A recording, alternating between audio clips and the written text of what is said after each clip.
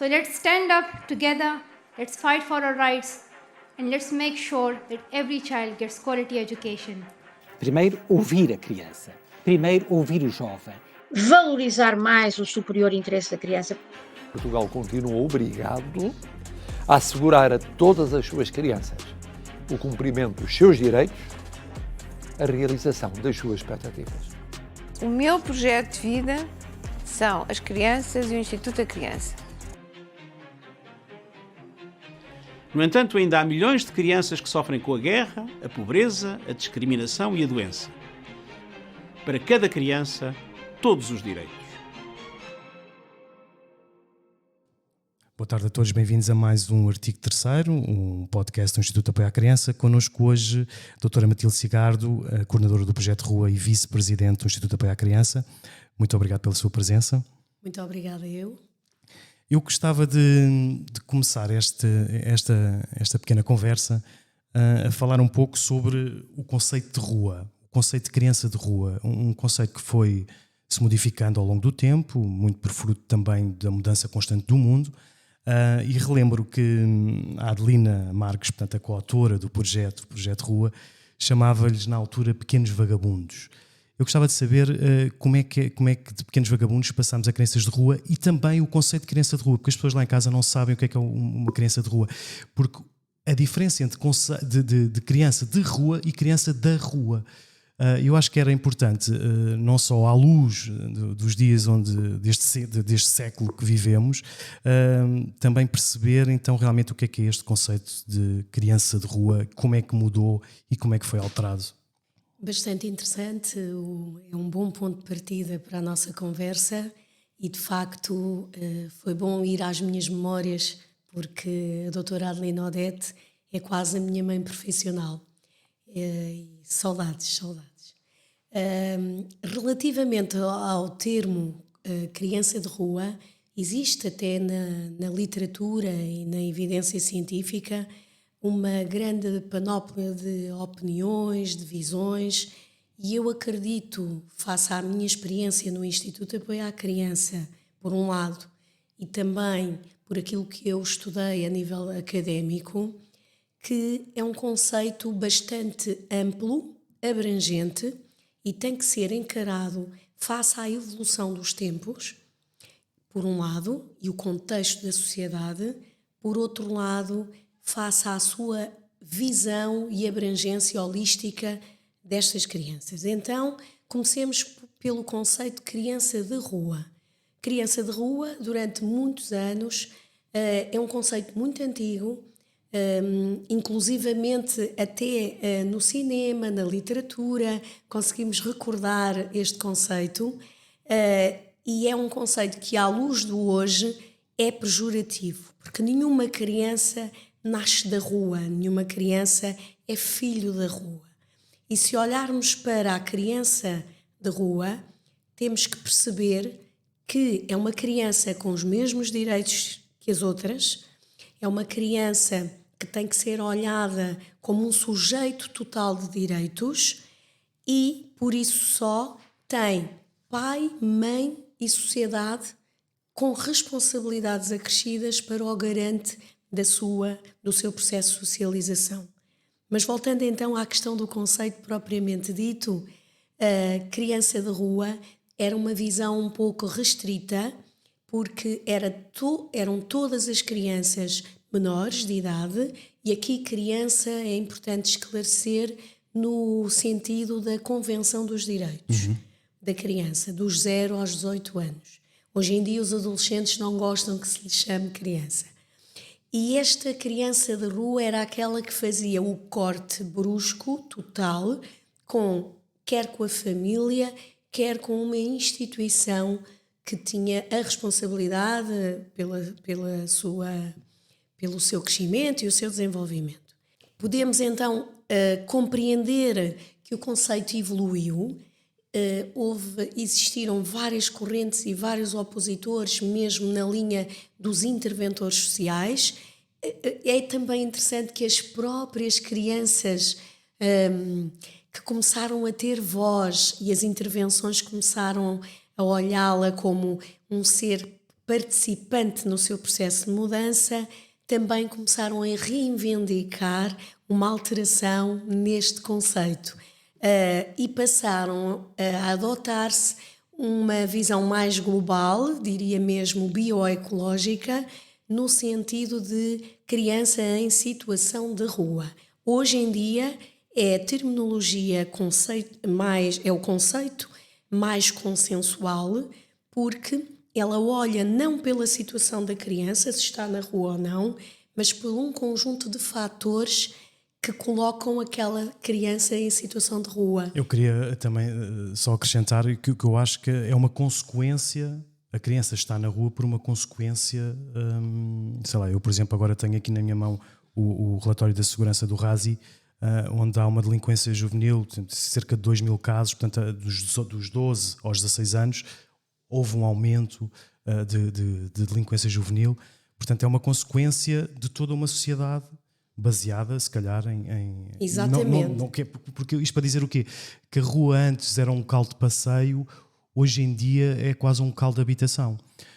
Porque há barracas a serem construídas em Lisboa, não só em Lisboa, no centro de Lisboa, mas fora de Lisboa. Portanto, estamos a falar daqui de um problema sistémico português. Exatamente. Portanto, é uma consequência de más práticas governativas, por exemplo, não faço ideia. É fruto do contexto socioeconómico, daí o próprio conceito acompanhar toda a evolução socioeconómica e todo o sistema de proteção à criança. Por isso é que há estas oscilações e esta adequação constante do próprio conceito para que a sociedade em geral, os técnicos de intervenção, os decisores políticos olhem numa perspectiva de garante e de intervenção. Mas dizia ainda eu que esta questão do conceito de criança em situação de rua é muito mais protetor porque ela olha pela sua interação como um todo.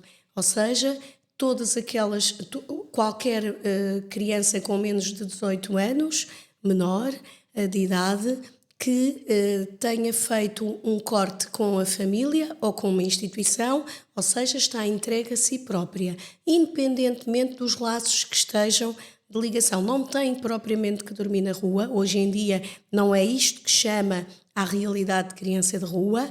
Pode ter relação, ainda que frágil, mas problemática com a sua família de origem.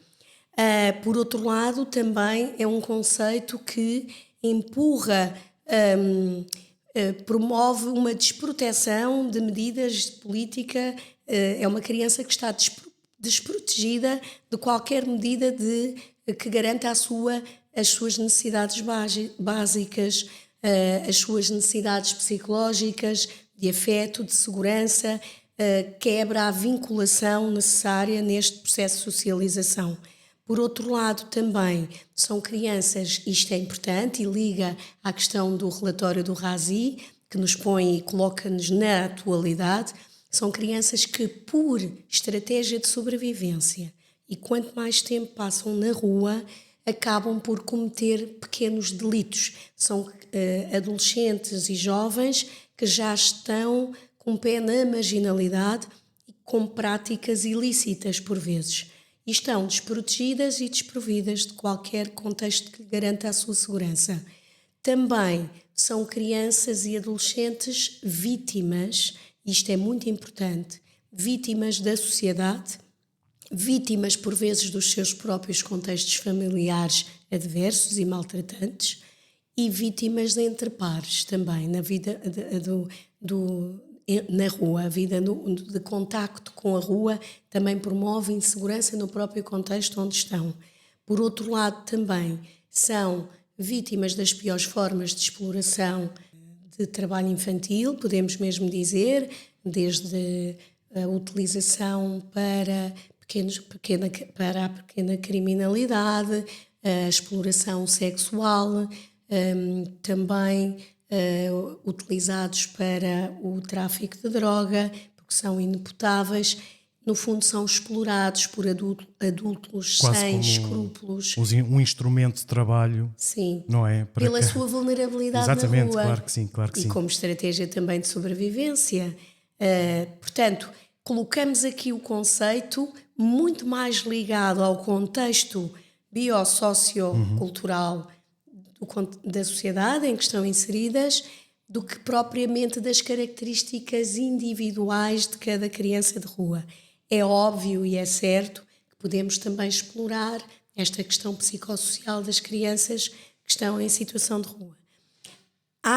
Até sairmos entre o conceito criança de rua e o conceito criança em situação de rua, temos aqui duas nuances que permanecem até hoje, que eu penso que numa conversa desta natureza podemos alertar a sociedade, que são as crianças na rua, aquelas crianças que vivem na rua, ou seja, é diferente, não é criança de rua, criança na rua.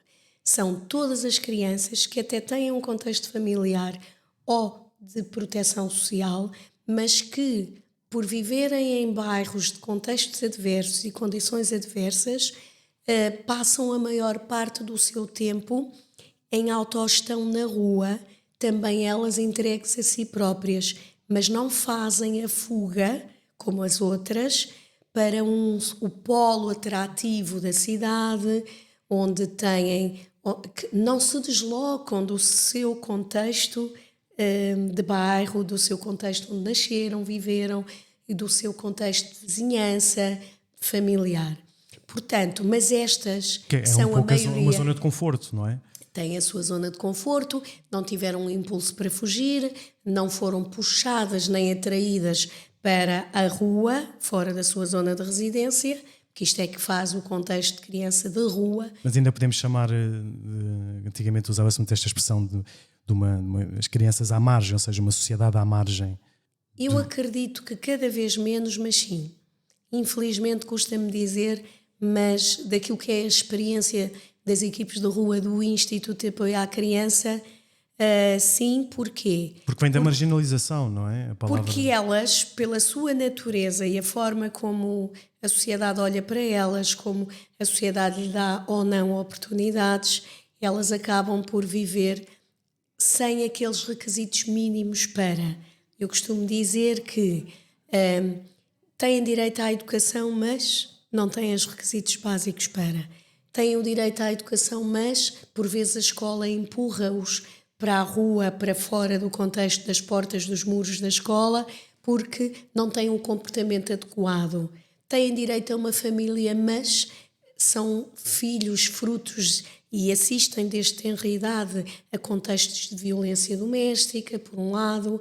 Por outro lado, são elas, por vezes, também vítimas de maus tratos e acabam por estar à margem daquilo que são os direitos que a Convenção dos Direitos das Crianças, que está plasmada na Convenção dos Direitos das Crianças e que todas, mas todas e cada uma das crianças merece ter.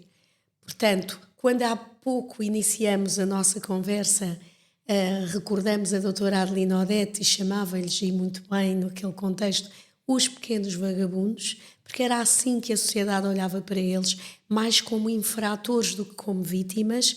Hoje em dia, aquilo que eu aprendi no meu olhar técnico de intervenção e das pesquisas que faço sobre a problemática, eu considero que elas são crianças invisíveis. Devíamos chamar crianças invisíveis. Invisíveis porque a sociedade prefere fingir que elas não existem, porque a sociedade não as consegue captar com o olhar. É preciso um olhar clínico. E também não é atrativo para uma criança, lá está, como não tem uma segunda oportunidade, é a falta de oportunidades. Eu aqui queria avançar só um pouquinho mais, até porque o Instituto de Apoio à Criança tem um plano, tem vários, mas este plano adequa-se aqui, que é então as tais escolas de segunda oportunidade. Eu acho que estas escolas de segunda oportunidade podem reduzir muitas vezes esta marginalidade que tanto falámos agora aqui.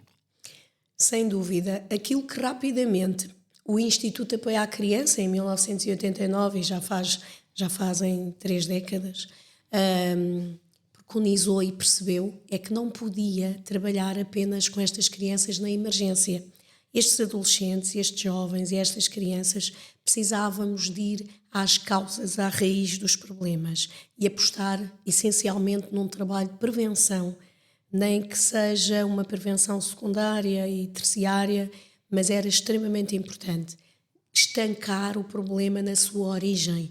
E é com base nesta perspectiva que o Instituto de Apoio à Criança criou um plano estratégico e metodológico de intervenção que aposta essencialmente na área da educação.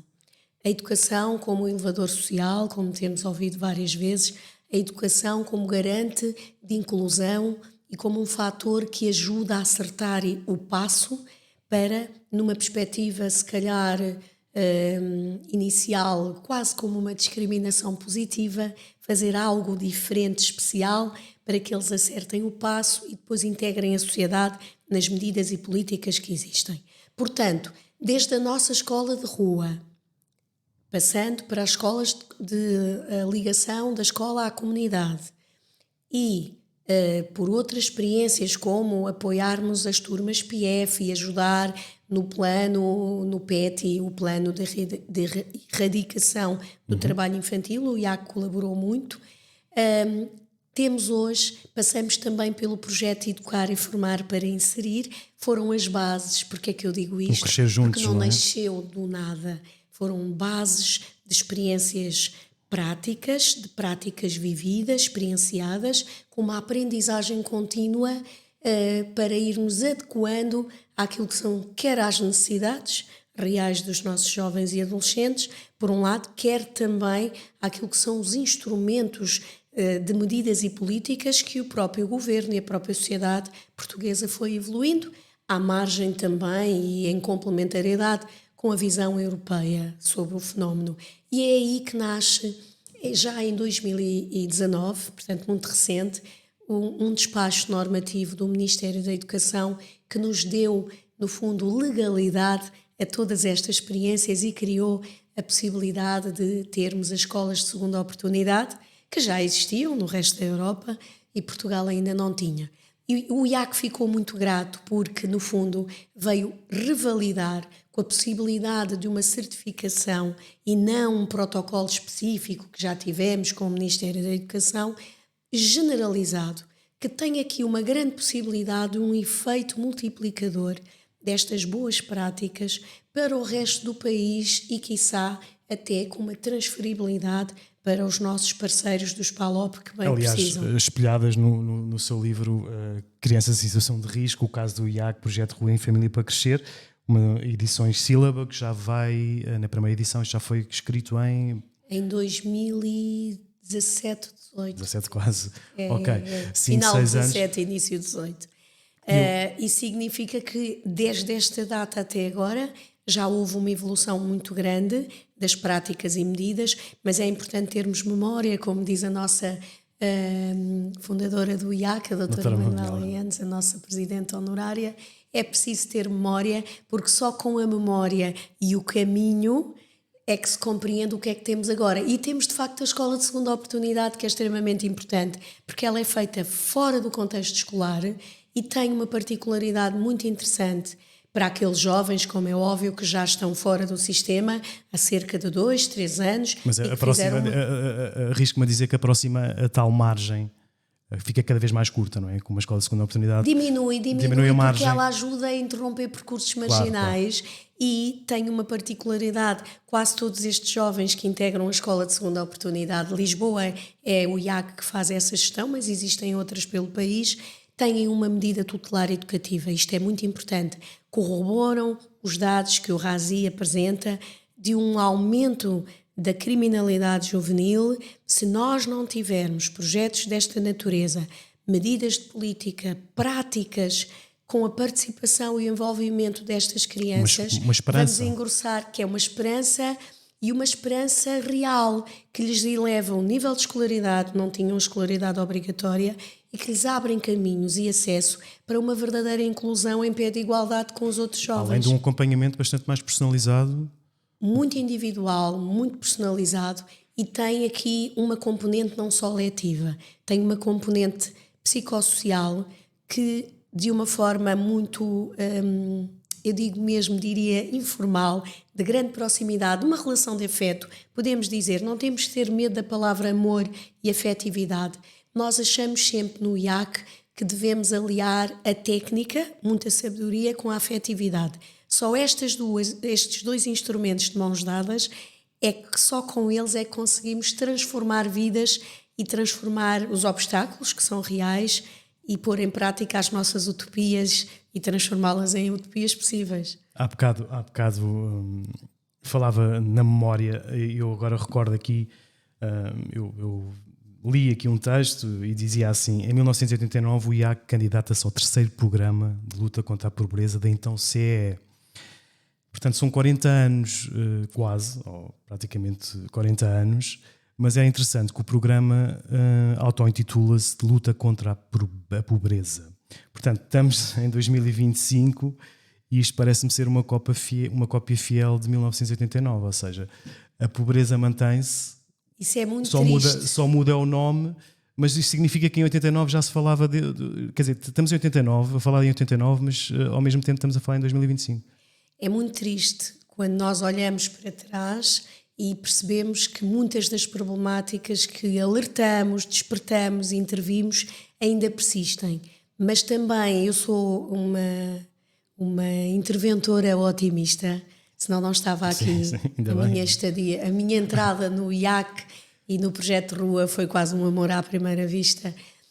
Sou otimista e percebo, e consigo mesmo perceber, uma grande evolução no cuidar e nas medidas e nos instrumentos que temos.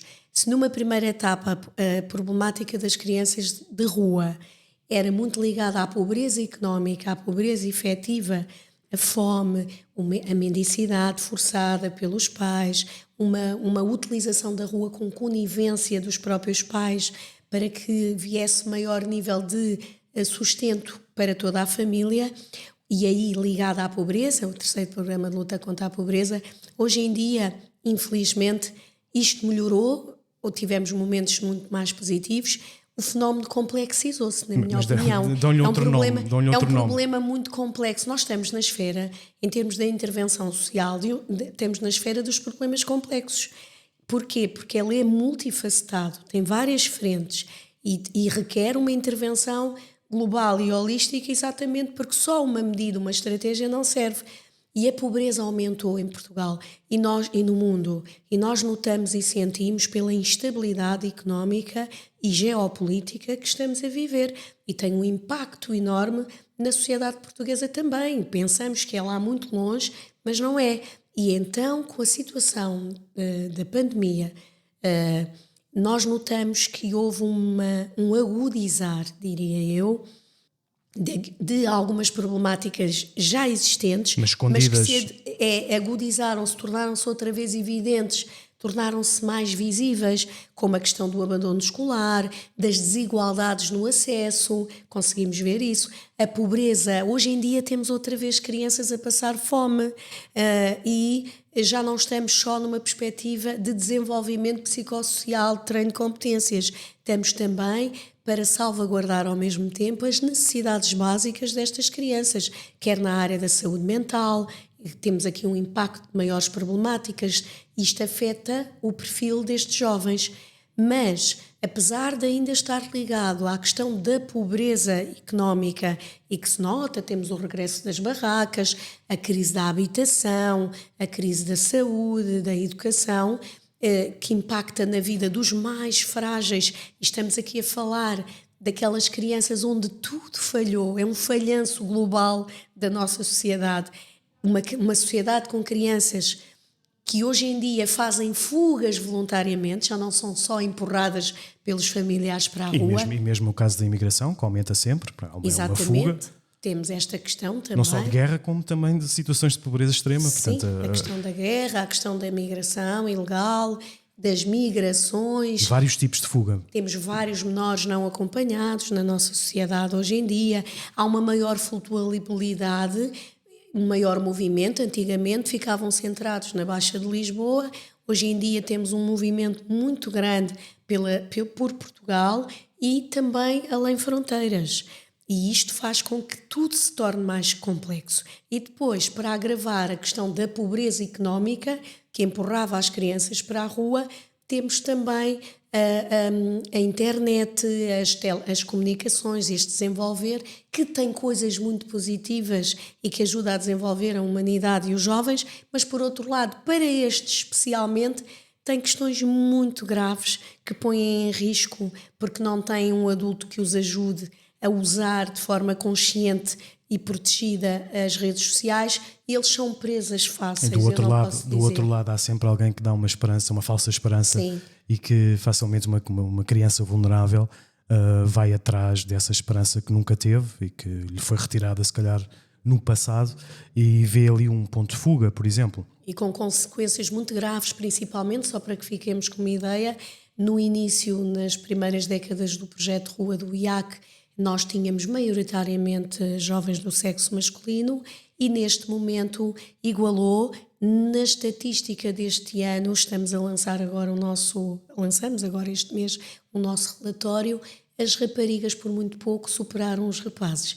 E isto porquê? Por causa exatamente do falso namoro, aliciadas para um programa de visibilidade a nível da sua imagem, falsas promessas que as empurram para um submundo muito preocupante, que requer um olhar muito mais do que caridoso, muito mais do que a caridade e a empatia pela problemática, um olhar cada vez mais rigoroso, mais exigente, com maior nível de contacto com a academia e com maior níveis de análise, cientificidade, para podermos trabalhar e melhorar a vida das nossas crianças. Eu acho que, e voltando agora, eu acho que a União Europeia não está de olhos fechados, e Portugal adotou um plano chamado Plano Nacional de Garantia para a Infância, que adotou em 2022, portanto assinou, e é um plano que vai até 2030. Esse plano tem 4 eixos principais, falámos aqui quase todos eles: emprego, qualificações e competências, reforçar a proteção social e a ação social, inclusão de jovens vulneráveis e o garantir o acesso à educação, saúde e habitação digna. Eu pergunto-me, por exemplo, que são coisas, lá está, que não diferem muito do que se passou em 1989, quando no terceiro programa que o IAC assinou, e novamente está a assinar outro programa, e o projeto Rua, por exemplo, tem aqui um papel de reforço maior ou menor? Nós temos uma responsabilidade acrescida, porque o projeto Rua do Instituto Apoio à Criança é ainda, depois de tantos anos, a única instituição especializada com experiência e interesse pelas crianças em situação de rua. É uma das nossas especializações.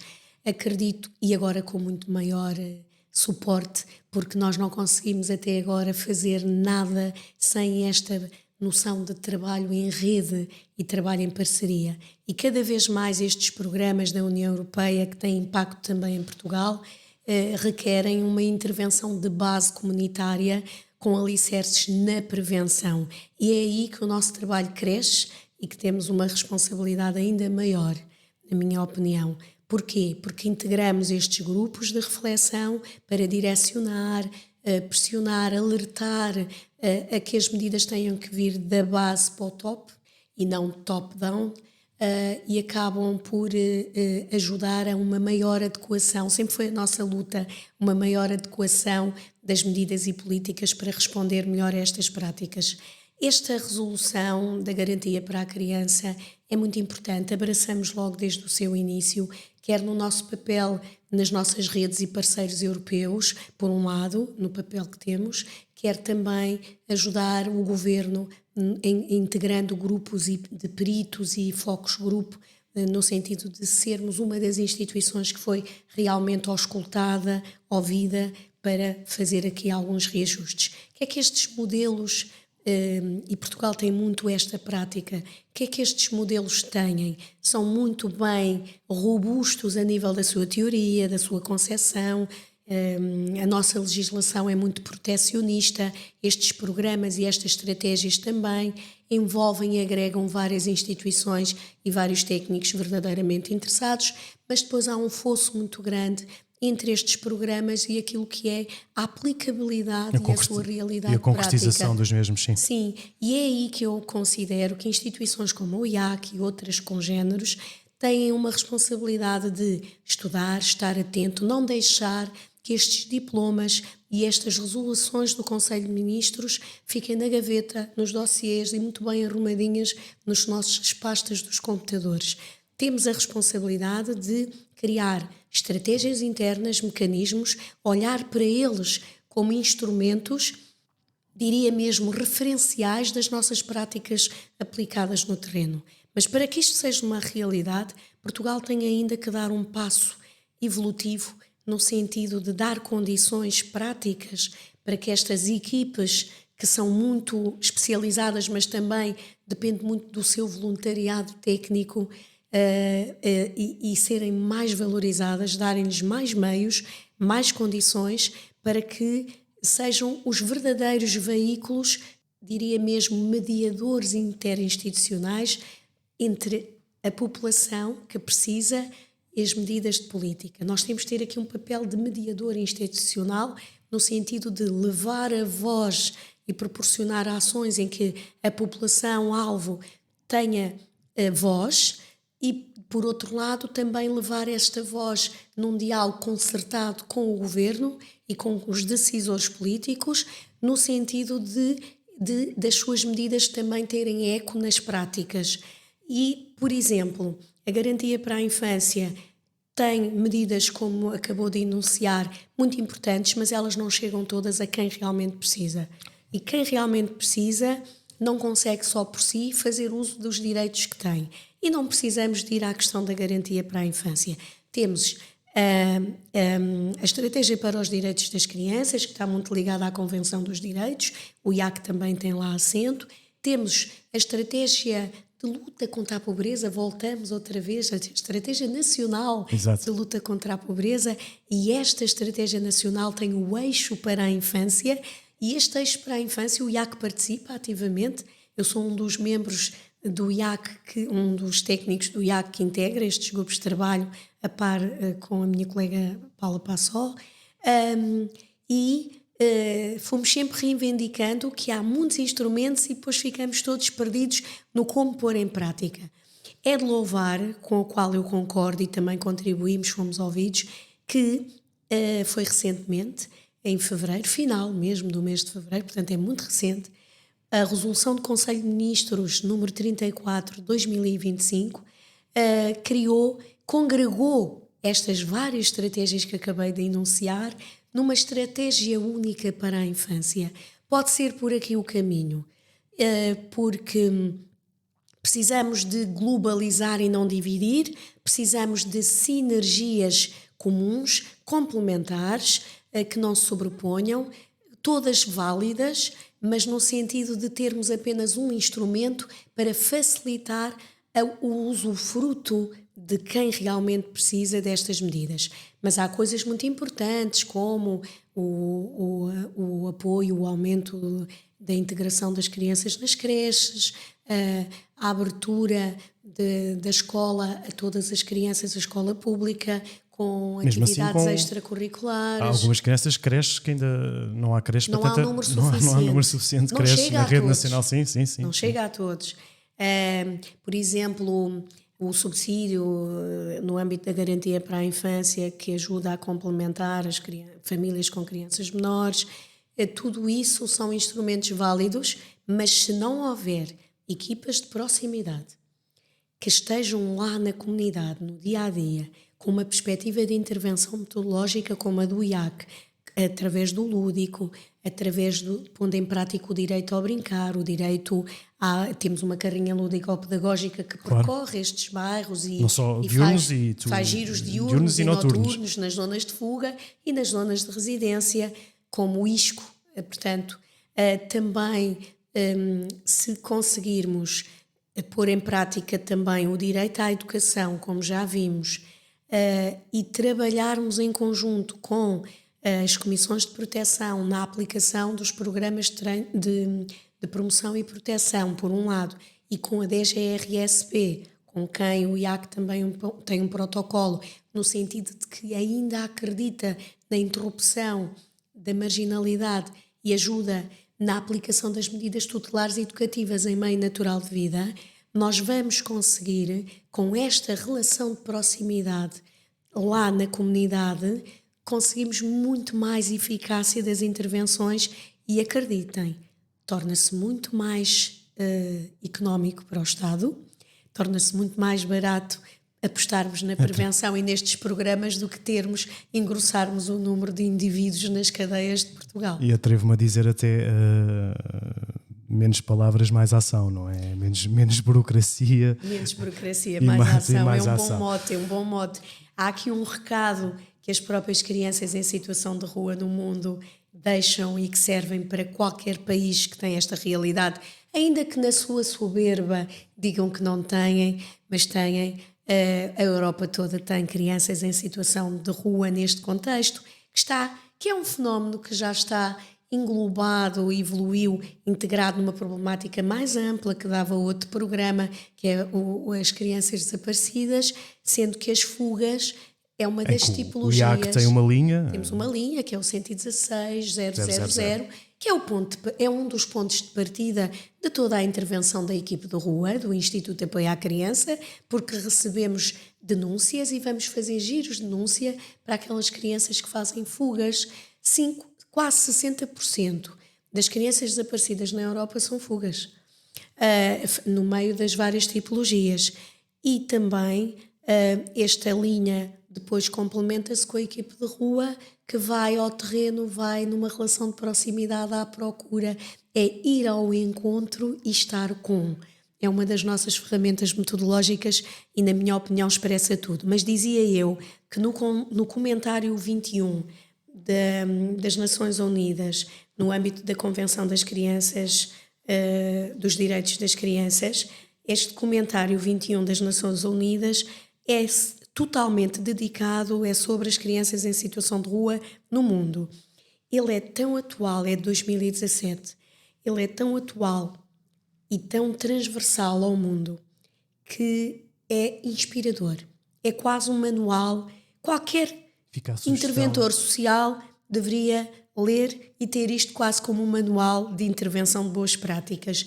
E é neste manual, sem querer alargar o nosso tempo, dizia eu, que temos aqui um recado das próprias crianças, porque elas foram ouvidas, e assim muito rapidamente eles dizem: mudar a nossa história é o grande título. E as crianças em situação de rua que foram consultadas por este presente comentário geral acentuam fortemente as suas necessidades de respeito, de dignidade e de direitos. Ao expressarem os seus sentimentos, disseram-nos, nomeadamente: respeitem-nos enquanto seres humanos. Gostaria que aqueles que nunca viveram na rua nos vejam como pessoas e que têm orgulho em nós. Como pessoas normais, entre aspas. Não se trata de nos fazerem sair da rua à força e colocarem-nos em abrigos. Este foi também sempre o lema do Instituto de Apoio à Criança. Trata-se de nos dar um estatuto. Os governos não deviam dizer que não devíamos estar na rua e pronto. Não deveriam assediar-nos para tirarem-nos rapidamente desta situação, por vezes de forma agressiva e repressiva.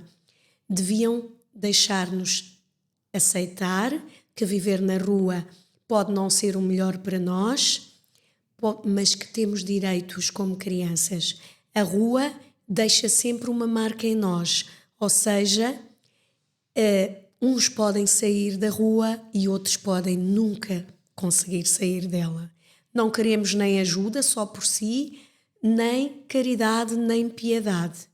Os governos deviam trabalhar com a comunidade para que os nossos direitos sejam salvaguardados.